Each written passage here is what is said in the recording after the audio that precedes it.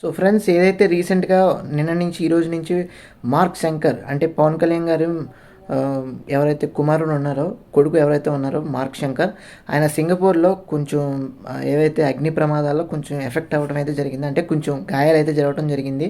But safe and secure అయిన బాబు. అదేవిధంగా ఆ బాబుకి ఇప్పుడు ట్రీట్మెంట్ అయితే జరుగుతుంది. అదేవిధంగా 3 రోజుల్లో వైద్యుల పర్యవేక్షణలో ఉంటారని చెప్పేసి మీరు స్క్రీన్ మీద చూడొచ్చు. ఉంటారని చెప్పేసి మనకి తెలియజేస్తున్నారు హెల్త్ బులెటిన్ ప్రకారం అయితే. అదేవిధంగా నాదెండ్ల మనోహర్ గారు కూడా చెప్పడం జరిగింది. అదేవిధంగా పవన్ కళ్యాణ్ గారు, చిరంజీవి గారు సింగపూర్ వెళ్ళటం అయితే జరిగింది. సో అన్నీ బాగుంటే కనుక డెఫినెట్గా మార్క్ శంకర్ గారు ఓవరాల్గా కవర్ అయ్యే అవకాశం ఉంది, రికవర్ అయ్యే అవకాశం ఉంది. సో డెఫినెట్గా చెప్తున్నాను, అందులో నో డౌట్ అట్ ఆల్. ఎందుకంటే మనకి తెలియదు ఆ సింగపూర్లో ఏం జరిగిందో ఓవరాల్గా మనకు తెలియదు కాబట్టి, ఆ ఫైర్ యాక్సిడెంట్ ఎలా జరిగిందో మనకు తెలియదు కాబట్టి, సో ఓవరాల్గా అందరూ మ్యాక్సిమం కూడా సేఫ్ అని అనుకుంటున్నారు. సో అందరూ కూడా సేఫే మ్యాక్సిమం.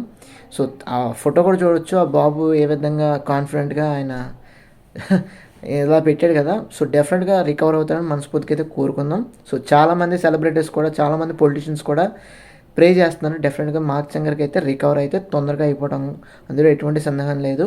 సో రికవర్ అయిపోతారు.